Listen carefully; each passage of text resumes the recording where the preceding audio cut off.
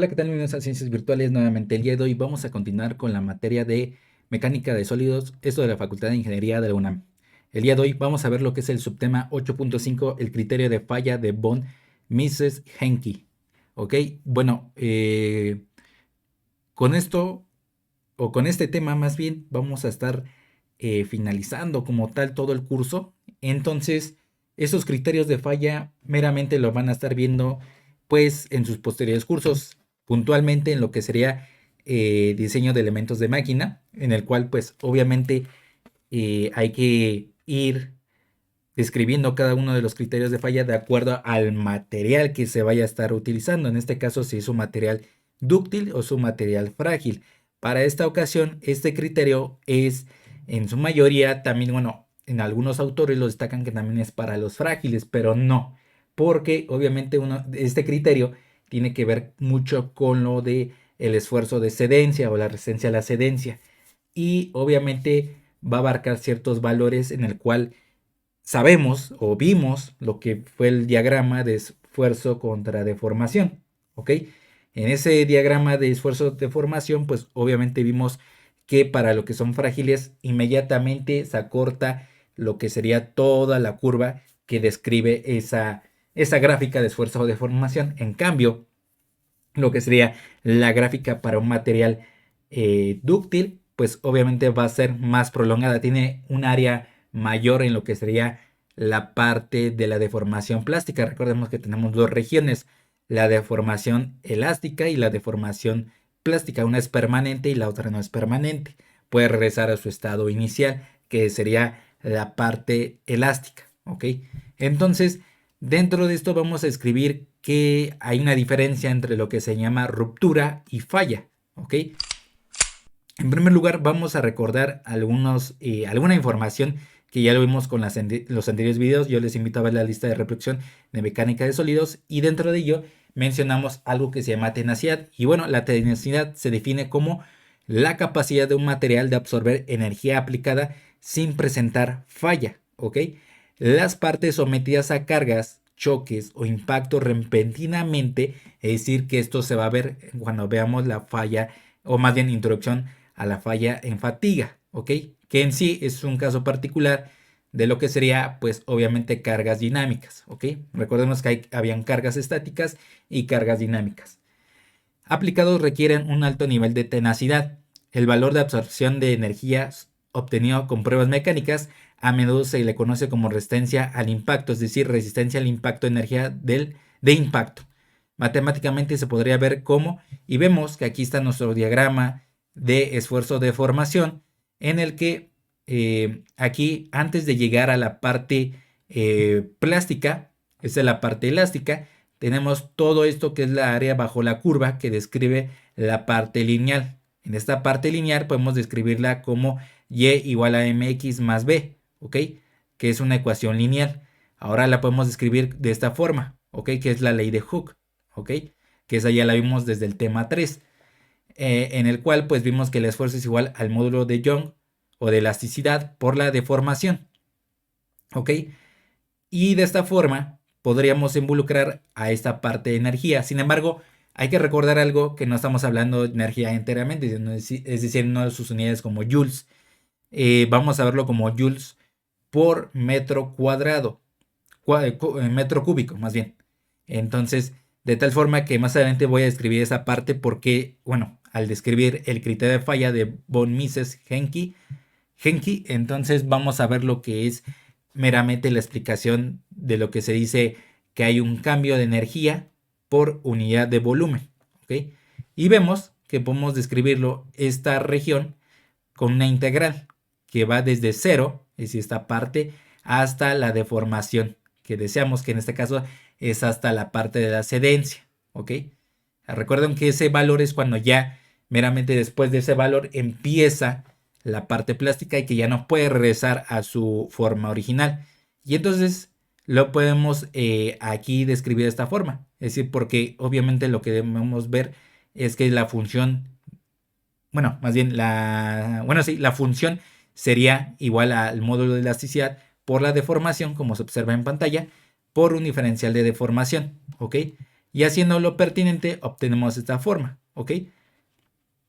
Como igual al esfuerzo al cuadrado entre 2 por el módulo de elasticidad o módulo de Young. Por ello, es que había dicho que se describe en términos de energía porque podemos pasar lo que sería pascales, que es igual a joules entre metro cúbico de lo que sería en el sistema internacional de unidades. ¿Ok? Esto también lo podemos describir de la siguiente forma. El módulo de elasticidad, si aquí lo despejamos, nos quedaría esfuerzo entre la deformación y nos queda esta forma hasta llegar también a esta forma, que sería un medio por la deformación por el esfuerzo. ¿Ok? Que esta ecuación la vamos a estar utilizando más adelante para ver lo del criterio de falla de von Mises-Henke. ¿Ok? En este caso, recordamos también que hay cargas tanto estáticas como dinámicas.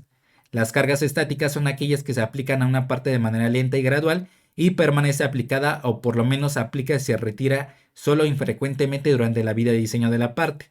Las cargas dinámicas o repetidas son aquellas que se aplican y retiran varios miles de veces durante la vida de diseño de la parte. ¿Ok? Por ejemplo, cualquier estructura de la que sería que estuviera siempre en constante, más bien no está en constante movimiento, como por ejemplo que ustedes conocen las armaduras, esos son cargas estáticas. A menos que sean como por ejemplo que estén en un lugar donde hay sismos, obviamente va a mover la estructura, entonces ya se convierte en una carga dinámica, pero es temporal los sismos, depende de dónde se encuentre esa estructura, ¿ok? Al menos aquí en México, pues obviamente sabemos que donde existe mayor eventos sísmicos, pues es en la región de toda la parte de Michoacán, Guerrero, y obviamente pues es ahí donde vemos que ahí podrían estar constantemente cargas dinámicas, ¿ok? Pero bueno, exceptuando esos casos, hay cargas estáticas siempre, ¿no?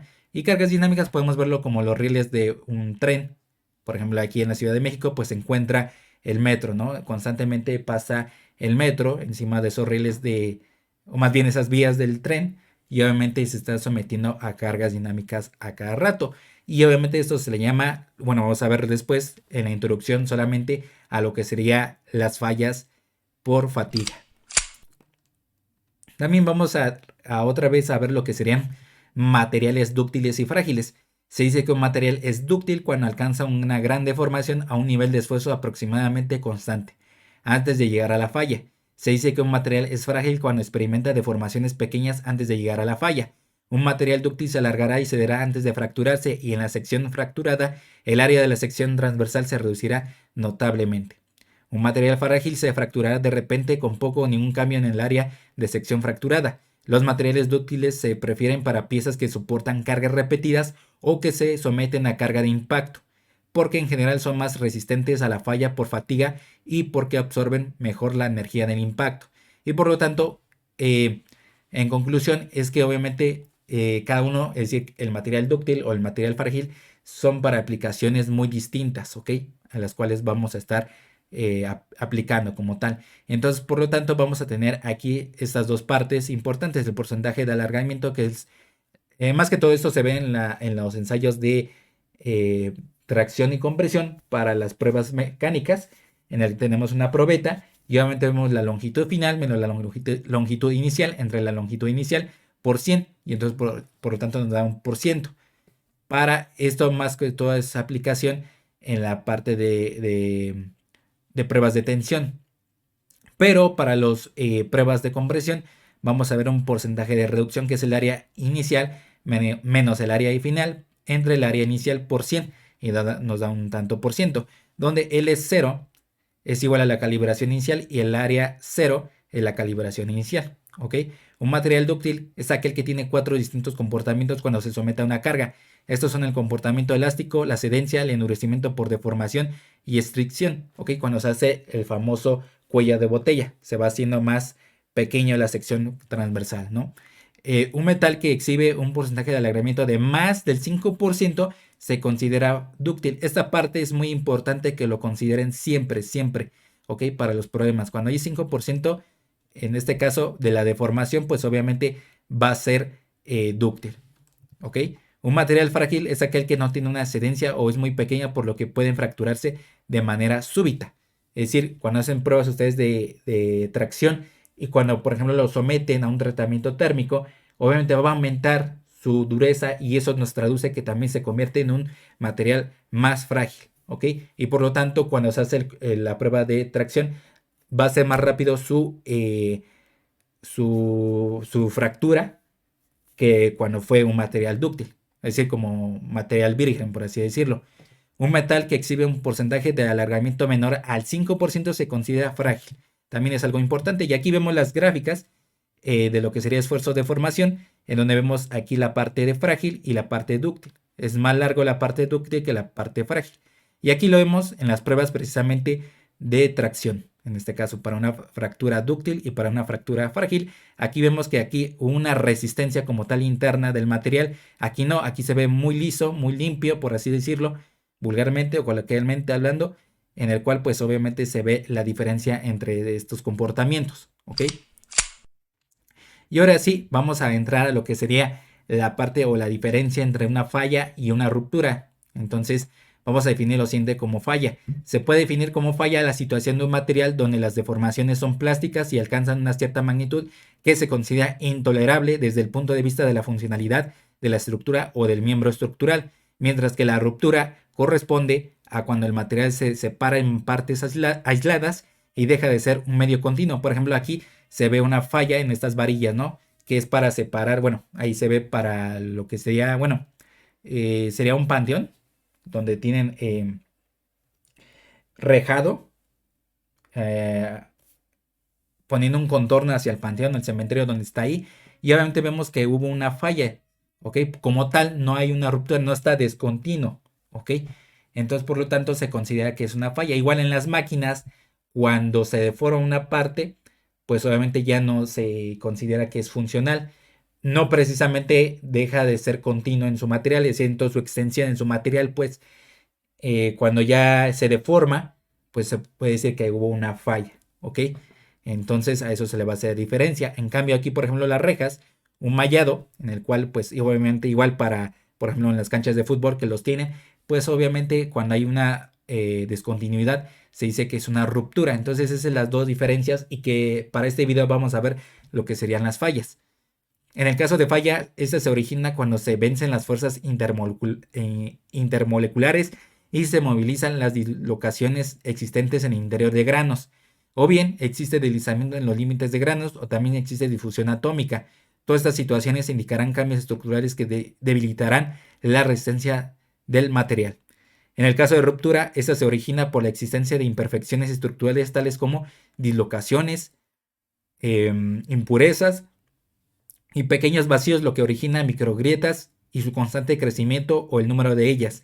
Todas estas condiciones son aleatorias en tanto su tamaño y orientación. Y bueno, eso de tamaño de grano, pues ustedes lo vieron en materiales 1 y materiales 2, o ciencia de materiales, ingeniería de materiales, en el cual pues se les explica el tamaño de grano, que es precisamente algo importante, que es aquí en metalografía, por ejemplo, para un acero 1020, en el cual pues ahí se ve todas estas explicaciones del por qué llega a haber una ruptura o por qué existe una falla desde su procedimiento. Esto ya va a competir entre manufactura y materiales, el llevar a cabo un cierto proceso en el cual no se realizó de la forma adecuada.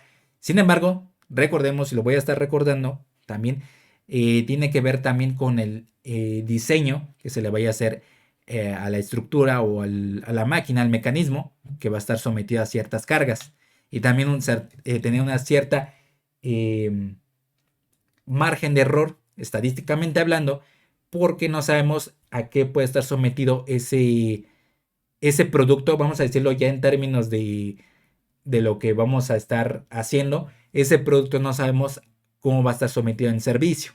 En este caso, puede ser que sea una carga solamente estática, pero de repente puede ser una carga dinámica. Entonces, es muy diferente las cargas tanto dinámicas como estáticas. Entonces, debemos de tomar en cuenta sobre todo la experiencia y obviamente, pues, también lo que nos dé el cliente, ¿no? El cliente que está usando esa máquina, ese mecanismo y saber hasta qué podemos tomar en cuenta el esfuerzo de diseño, que es otra cosa que ya lo vimos, pero que va de la mano en esta parte de la falla, ¿ok?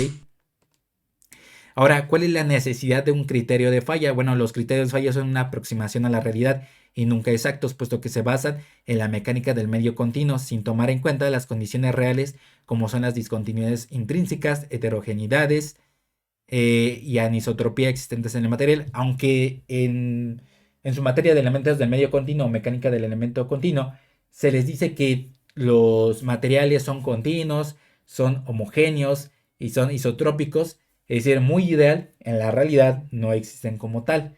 O sea, se aproximan mucho a lo que queremos decir sobre mecánica del medio continuo, pero no es como tal a lo que uno quisiera que fuese, más bien. Entonces, eso es importante saber que el ingeniero se va a estar implicando en términos realistas, no en términos ideales. Nos vamos vamos a partir de, digamos, de un estado ideal, pero luego nos vamos a ir hacia un estado ya más realista, ¿ok? A pesar de ello, los criterios se requieren de una forma aproximada para prevenir fallas y asegurar los posibles escenarios bajo cierta condición de servicio de la estructura o miembro estructural, cargado axialmente, en torsión o bien en flexión, que son los principales. ¿Ok? Aquí recordemos que tenemos esfuerzos de tensión, esfuerzos de compresión, cortante, en torsión y flexión, que son 5 de los que se ven en todo este curso. Entonces, debemos de saber que incluso hubo una imagen donde yo coloqué en el tema 3, si no mal recuerdo, en el cual vemos una persona que está en un columpio o una persona que está sentada en una silla. Estas personas están sometiendo, o más bien están exigiendo diferentes tipos de esfuerzos. Entonces, es muy complejo el estudiar cada uno en conjunto. ¿Ok? Separado es muy fácil, pero ya en conjunto se hace difícil.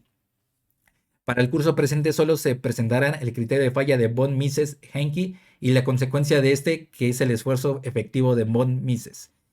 Para un curso posterior como diseño de elementos de máquina será de utilizar otro criterio de falla, como el de Tresca o el criterio de esfuerzo cortante máximo, que bueno, eso lo vamos a ver. Bueno, yo muy pronto voy a estar subiendo esa lista de reproducción de diseño de elementos de máquina, en el cual vamos a ver este criterio, en el cual es de Tresca o el criterio de esfuerzo cortante máximo. Su diferencia es que vemos que esto va a ser en términos ideales y esto en términos reales, y precisamente va a ser diferente porque, como lo describe la curva para von Mises-Henke, va a ser de forma elíptica, mientras que la otra va a ser en forma de un polígono.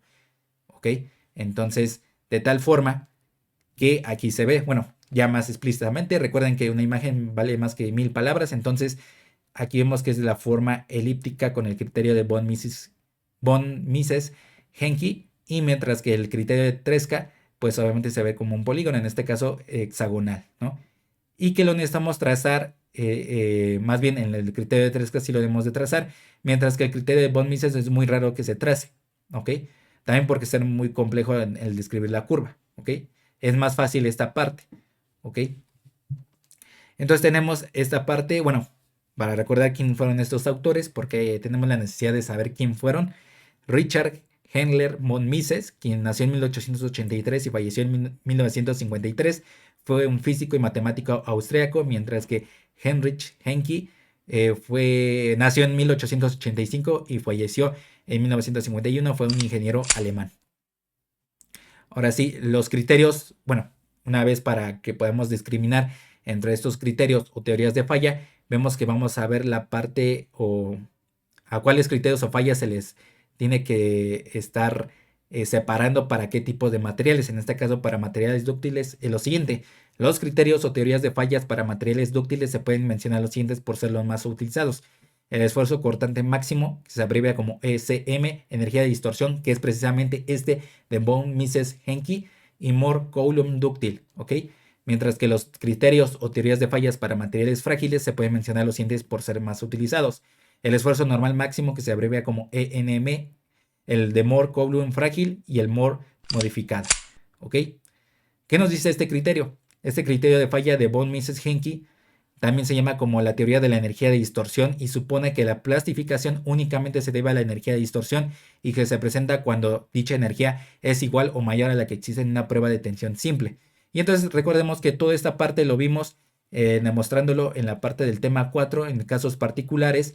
Les invito más bien a ver la lista de reproducción donde vimos toda esta parte, donde está el esfuerzo, más bien la deformación en X total, la deformación en Y total y la deformación en Z total. Y aquí pues también tenemos ahora bien las energías. Recordemos que son unidades de joules sobre metro cúbico, no tal como joules, ¿ok?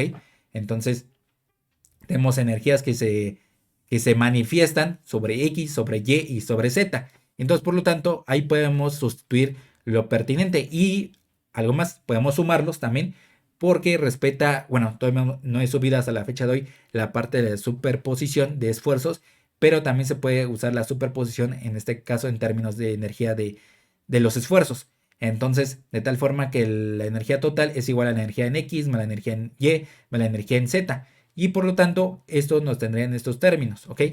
Y lo podemos sustituir. Ustedes pueden ir pausando el video porque, bueno, hice toda la sustitución.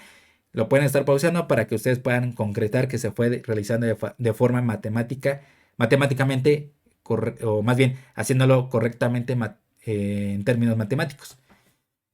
Y llegamos a este término. Bueno, antes de seguir, llegamos a todo este término. Sin embargo, lo que se desea o lo que se deseó en su momento es que no tengamos en particular que estar buscando o encontrando a partir de algunas propiedades del material. En este caso, vean que aquí hay una propiedad del material que es el módulo de elasticidad y lo que sería la relación de Quaison. Entonces tenemos que eliminarlos como tal. Entonces, esta energía es debido a los esfuerzos exigidos. Para materiales dúctiles bajo carga estática existe falla cuando exceden la carga precisamente y esto a través de la energía de distorsión para dicho criterio. Entonces lo que debemos hacer es lo siguiente, recordemos que es el esfuerzo promedio, el esfuerzo media, que es igual al esfuerzo X más el esfuerzo Y más el esfuerzo Z entre 3 y que sabemos que si los despejamos como tal nos encontraríamos con esto, ¿ok?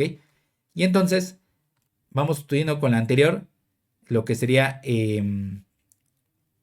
la parte de la energía promedio como tal, ¿no? Entonces, de esta forma, bueno, lo voy a regresar para que ustedes vean esa parte, ¿ok? Que es esta, ¿ok? La energía total, pero que en esfuerzos de X, Y y Z vamos a estudiar por el término de esfuerzo medio, ¿ok? Entonces quedaría de esta forma, ¿ok? Como se observa en pantalla, estoy todas estas partes aquí, ¿no? En la ecuación larga que estaba al final. Entonces, de tal forma que llegamos a esto, ¿no? A la energía, bueno, realmente llegamos a este término, que es de la energía debido al cambio de volumen que existe de nuestro material y que se libera. ¿Qué quiere decir que se libera? Bueno, una vez que el material digamos que el material tiene un cierto contenido de energía, que en este caso es la energía total, menos la energía por el volumen, el cambio de volumen, el que es por tensión simple, por eso nos menciona por tensión simple, se libera como tal esa energía que es por eso tiene un signo negativo. Esto, pues recordemos, también tiene que ver con termodinámica, pero bueno, para ello la diferencia entre estos dos va a ser la energía de distorsión, que se puede concretar como UD, que es igual a UT menos UM. Entonces hacemos la sustracción, la diferencia, como se observa en pantalla. Ahora, aquí tenemos a lo que sería el esfuerzo media al cuadrado, y entonces debemos con esta ecuación que habíamos mencionado, tenemos que elevar al cuadrado cada miembro de la ecuación, tanto a la izquierda como a la derecha. Sin embargo, este término va a ser más, tenemos que desarrollarlo más completamente. Entonces lo que hice fue en Wolfram Matemática hacerlo para reducir, pues obviamente aquí el espacio, ¿no? Para hacer todos los cálculos. Entonces, de tal forma que hacemos este término, multiplicarlo por sí mismo. Entonces quedaría todo este término, ¿ok? Y al último quedaría, como el esfuerzo media al cuadrado, como 1 entre 9 multiplicado por la suma de todos estos términos, ¿ok? Y entonces lo tuvimos pertinentemente. Ustedes pueden ir pausando el video e ir concretando, ¿no? Fui haciendo el desarrollo completo hasta coloqué por distintos colores. Porque, bueno, ya al simplificarlo, pues uno se puede enredar con los términos. Entonces lo mejor es ponerlo con colores y así no perder, pues, la reducción, ¿no? De los términos, matemáticamente hablando. Y entonces, bueno, llegamos a este término importante, donde tenemos la energía de distorsión, donde tenemos toda esta parte, todo este término, ¿ok? Pero aún así tenemos esta parte, ¿no? Tenemos la parte de la ecuación, la relación de Quaison y el módulo de elasticidad. Para un caso sencillo de tensión, donde obviamente el esfuerzo X al cuadrado es igual al esfuerzo de excedencia, Y al cuadrado, donde el SY es el esfuerzo de excedencia, y que el esfuerzo en Y y Z es igual a 0, porque nada más es uniaxial, ¿ok? Va hacia, bueno, las flechas tendrán que ir hacia esta dirección, así como estoy poniendo en la cámara, así irían en este caso el esfuerzo de tensión. Entonces tendríamos esta forma, obviamente lo colocamos, bueno, estos valores, 0, pues aquí es 0, aquí quitamos 0, sería 0 también, 0, 0, y aquí quedaría este término como se observa en pantalla. Ahora lo que hacemos es igualarlos, este término con este término. Esto nos dice que este término todo completo, es decir, la energía de deformación tiene que ser mayor o igual a esta parte, ¿ok? A 1 más la relación de ecuación entre 3 por el módulo de elasticidad. Esto para decir que obviamente se requiere vencer, por así decirlo, vencer esta energía para que pueda existir la falla. ¿Ok? Entonces, de tal forma que vamos reduciendo todavía más hasta llegar a esta parte, ¿no? Entonces, todo este término es el criterio de falla de von Mises-Henke, ¿ok? Que debe ser mayor o igual al esfuerzo de excedencia, ¿ok? Y obviamente siempre en términos reales siempre ponen igual, pero en caso de que este valor, bueno, ustedes le dan su estado de esfuerzos, puede ser de forma matricial, es decir, de un tensor de segundo orden, o puede ser que solamente les den ya los valores de X, Y y Z, de tal forma que ustedes sustituyen y llegan a concretar que si lo que les resulta es mayor a esta parte, al esfuerzo de excedencia, entonces va a haber, en ese esfuerzo es donde va a haber la falla para un material dúctil, ¿ok? De acuerdo a este criterio de von Mises-Henke, ¿ok? Este criterio de falla de von Mises-Henke es exclusivamente para materiales dúctiles, ya que tenemos lo siguiente como enunciado que resume todo lo anterior. La teoría de la energía de deformación máxima predice que la falla por excedencia ocurre cuando la energía de deformación total por unidad de volumen alcanza o excede la energía de deformación por unidad de volumen correspondiente a la resistencia a la excedencia en tensión o en compresión del mismo material. Y por eso es que aquí, bueno, ya coloco la demostración de las unidades, donde sabemos que los pascales es igual a Newton entre metro cuadrado, y si multiplicamos por metro entre metro, nos quedaría Newton por metro, y esto sería metro cuadrado por metro, nos daría metro cúbico, y entonces sería joules entre metro cúbico. Por eso es que nos dice aquí, o cuando ocurre la energía de deformación total por unidad de volumen, ¿ok? Para que ustedes no tengan esa duda del por qué, bueno, por qué se explica con esos términos, ¿ok? Y entonces por ello sabemos que este criterio se va a formar ahora como el esfuerzo eficaz o el esfuerzo de von Mises, ¿ok? Que lo vamos a ver en el siguiente video, que es muy cortito. Simplemente ahí lo separé, simplemente para mencionar algunas conclusiones sobre ello, en el cual ustedes lo van a estar utilizando este criterio, pues obviamente cuando se esté sometiendo a precisamente a ciertas cargas o ciertos eventos distintos a los que se puede estar concretando un cierto miembro estructural o una estructura en particular, ¿ok? Entonces hay otros criterios que había mencionado, el de 3K o bueno, también es sinónimo como el criterio de esfuerzo cortante máximo, ¿ok? Que también es otro de los utilizados, pero eso lo vamos a ver en lo que sería diseño de elementos de máquina, ¿ok?